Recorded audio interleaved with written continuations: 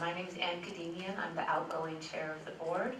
And I'd like to introduce our panel members here. First of all, Diane Disney, a fellow, former chair, and a force of nature when it comes to helping the Academy think about really challenging issues. And she's been leading this effort for us to think about legacy giving. I'd also like to introduce Myra Shiplett, who is the board secretary, and Brandon Ryan, who is, of course, our financial guru of the Academy. So preserving the Academy's legacy will enable future generations to help ensure good government. This session focuses on why and how we can help secure that future and continue NAPA's mission. So there are a number of ways you can all, of course, participate in NAPA. As fellows, participate, give your expertise, give of your time, your mentoring, helping us build networks and connections. But there's also an opportunity to give as well in NAPA, and making donations to our endowment is something we're trying to encourage. We believe very strongly in the future of NAPA and the opportunities ahead, and in order to do that, in order to be the thought leaders we'd like to be, in order to make the difference that we want to make in a big way, we need to be financially sound, and that means we need to really think seriously and work hard at our giving activities. And so this session is going to talk about some ways in which you can give. Our staff at NAPA work on the day-to-day management of the organization, and they're fantastic, absolutely fantastic. Under Terry's guidance and direction, we have a terrific staff, the current operations. But the board and the fellows and friends must preserve NAPA's capacity for the future. People can give to the endowment, or start a special fund within the endowment for a cause that you might want continued. And we can explore and talk about some of those opportunities today. But the important thing is that you give. And we're trying to start that conversation in a really serious and foundational way today. So I'm going to turn it over to Myra now, who's going to take it from here. Thank you, Ann. And thank all of you all for coming. I first met NAPA when I worked for the Administrative Office of the U.S. Courts, which is the administrative support for all the federal judges in our country. And the director of the organization asked me to take on the challenge of total restructuring of the human resources process for the federal judiciary. And as part of that, we had an oversight group of judges. And one of the first things the director had said to me when I came to work there is, Myra, what you have to understand is when you have a lifetime appointment, it gives you a very different view of life. And so what I needed and what I found in NAPA was very experienced, capable, accomplished individuals who could speak truth to power. And the NAPA team was very supportive of what we were doing. They gave us wonderful advice, but they also were able to help the judges understand why things needed to change. And they were also helpful in encouraging the judges to give us their very candid input. And through all of that, we ended up, thank you, with a very successful renovation project, and one that reduced the cost of human resources, increased the speed with which judges and the judges' staff could hire well-qualified people, and continue to provide the kind of judicial assistance to the country that they're meant to do. And so when I retired in 1999, I had the great fortune to be offered a job with the Academy. And in one way or another, I've been associated with the Academy ever since, because it does what we need done in our country, particularly at this time, which is speaking truth to power. Diane? Thank you.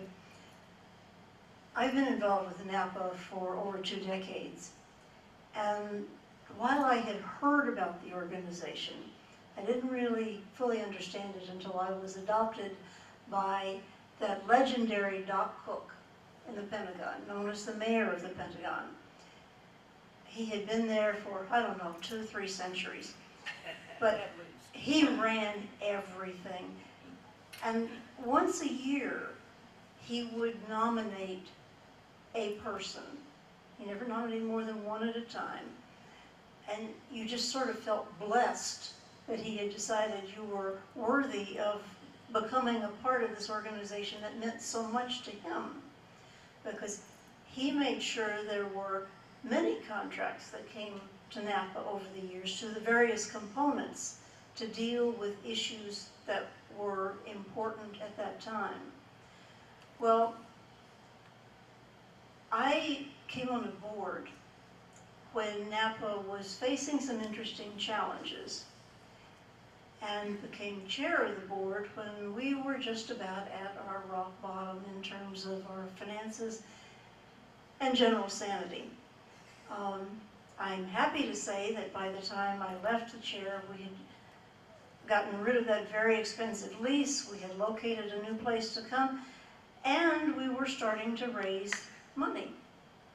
That's a difficult topic to bring up with people who didn't become affiliated with an organization with the understanding that this was something that was important. If you think back to the 90s, there was a lot of money available in grants and contracts. Well, after we got out of the 90s, the whole world changed. And we didn't change as rapidly, perhaps, as we should have. So one of the things that we did was set up a naming campaign. We wanted to furnish the new place properly. So we gave people the opportunity to have a chair in the boardroom named after them or after somebody they admired. We provided the opportunity for people to get various segments of the new site named after someone of importance. We also continued the tradition of honoring great NAPA members. For example, David Chu and I both gave some money for a plaque to honor Doc Cook. And you are welcome to do that as well if you ever knew him or if you knew anybody else that you thought had contributed significantly to the Academy. Well, one of the reasons that we last year started the endowment notion is that we can't just focus on the temporal. We need to look for the long term or the permanent. And we need to think about how we individually and collectively are going to leave a legacy. I, like you, believe in good government. But I know that for government to be all that it can be, it frequently needs help. The best source of that help is NAPA. Well, how can we leave a legacy that ensures that NAPA will have the capacity in the future to do what it does so well right now and help government perform even better? We have many opportunities for this to happen. One of the things we did last year was create the Society of 1967. Why? Because 67 was when we started. We have a lot of different dates that are important. So we have sort of a 3-year window on building the endowment, going from the time we were created to the time we had independent incorporation. People who put NAPA, a legacy for NAPA, in their estate plan or their will become members of the Society of 1967. A great thing in and of itself, but beyond just the joy of that, there is the opportunity to get a commemorative coin. Now, those of you who've had any experience with the military know that every base, every commander has a coin, a challenge coin. You can tell who's led the most incredible life at the Department of Defense by looking at the racks of coins They are in all the offices. These are seen as just very valuable things. You want as big a collection as you can get.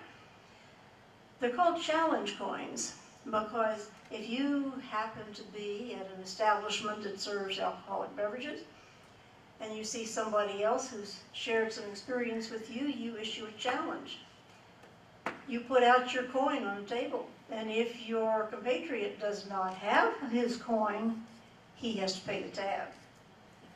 So you see, there is a lifetime benefit to you as well as to Napa for doing the kinds of things that can get that challenge coin. Now, we started that last year, and as you saw, from a place of no money, we're up to about $60-some-odd thousand. Well, we've got to get it to at least $100,000 this year. So to move it a little bit further along, Myra and I, as members, are providing checks to Randy so that a few of those digits go a little higher. If anybody wants to match this, we're not going to stand in the way. There are other ways of doing these things. Trusts and so on and so forth. But I'm going to pause for a moment and let Randy talk, and then I can give you some other examples. Sure. Thank you, Diane. And I think Ann said it very well, that Diane really is a force of nature on this issue and many others. So she's been a great mentor in this area for us. And Myra's always been extremely generous. This is not the first time she's given me a check. She often walks into my office and says, by the way, here's something. And, you know, it's always very generous. And none of them have bounced yet. So I wanted to emphasize kind of a couple of high-level things. One is myself and Terry are very much available to have one-on-one conversations with you if you want to discuss any of this. It's you know, at a certain point it becomes the type of thing that's a little difficult to do in a large group. People may not feel comfortable doing it. And I want you to know that we treat it in the utmost confidence and extremely professionally and all. So I encourage you, if you have any questions and want to explore something, we're really happy to do that. The other thing is that we have a number of, as has been discussed, there are a number of different kinds of tools that we can use to meet your objectives. And I had thought of a couple, and I just learned of another. You know, when I think of the objectives that you have, one is having value for your donation in terms of the outputs and outcomes. And there are a number of ways that we can structure things so that we deliver the kinds of outputs and outcomes that you're thinking of. Some can be shoring up the institution so that it lives long, which is really important. Other types of things could be aimed at particular types of work, thought leadership. And as Ann and others have mentioned, the funding for thought leadership is not, it tends to be philanthropic in nature. Agencies tend not to sponsor thought leadership. They're interested in their missions. So either we need thought leadership funded internally or through other foundations. So if you're interested in that, we can also structure it so that your funding goes toward that type of activity.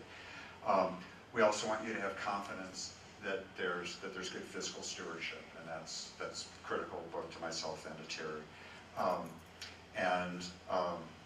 Third, there's a possibility of recognition if you want that, or not. Some people are donating anonymously, but there's also possibilities of naming funds and facilities. There's a whole range of things. And frankly, it hadn't occurred to me that the fourth objective could be free drinks. So I have to reshuffle my priorities, but so anyhow, we're here to serve you and to build the kind of institution that you want, and there's a lot of ways to do that.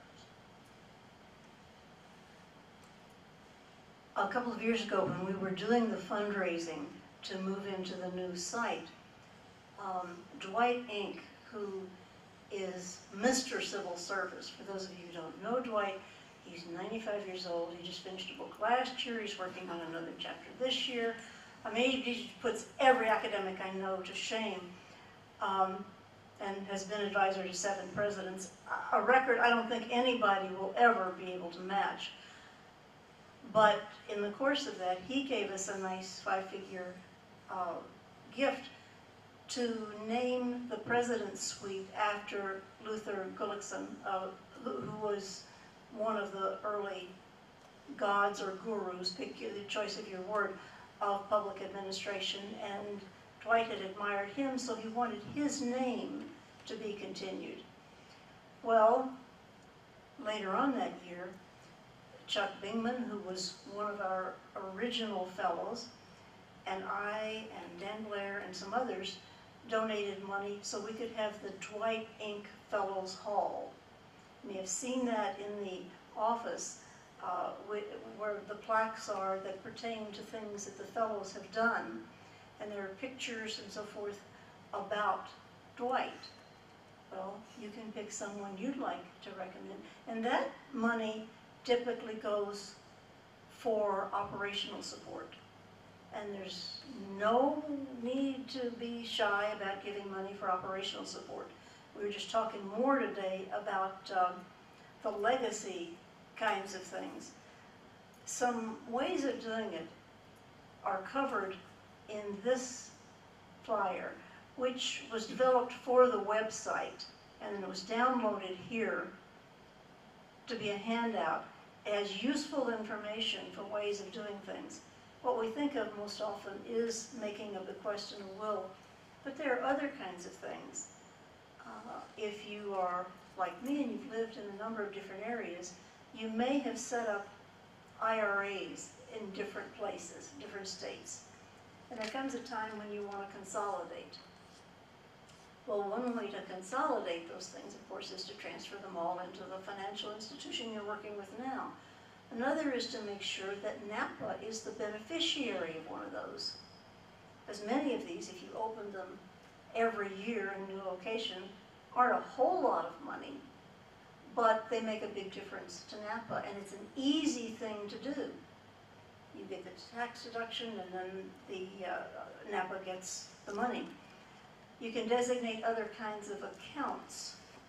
Even a CD can have a pay on death signature. I mean, we don't like to use the word death, so we talk about living trusts and stuff like that. But that's an easy, I'm mentioning it because it's an easy way. You don't need a lot of legal help to do that kind of stuff. Still, another option is a life insurance policy and make the NAPA endowment the designee for that. You get a lot of publicity up front, donating $100,000 life insurance policy. And you just make a few payments, and then at some point, that money comes to NAPA. Again, no big legal problems. There are other kinds of charitable trusts, but they are much more complex than we have the time to discuss today. I'd like to ask if there are any questions anybody has of us, because we have 5 minutes to get back up to the lecture. Thanks, everybody. Any questions? I just want to say thank you all for doing this. I know it's always, an uncomfortable topic to bring up and to raise, but to share the information, to dedicate time during the meeting to do so, I think is really important, and so that we can all, personally think, but also to be able to encourage other fellows and to, be thinking about the broad range of opportunities. So, just want to say thank you for putting it together. And I think this is a small group here, but I hope you talk to your fellow fellows and encourage people to what you learned here. And it is a process. You're right. It's a culture of building this idea of giving to NAPA, and it's going to take some time. But we hope that this small group here can be the start of a really great conversation. So, and really encouraging everybody to And share the envelopes. share the envelope. They'll be on the tables at lunch again. They'll be on the tables again. We will have them every event that we sponsor, because reminder advertising is very important. And if you know any extraordinarily rich people, you may want to just leave one at their home. And remember, free drinks if you've got a coin or not have a Okay, all right, thank you all very much. See you upstairs.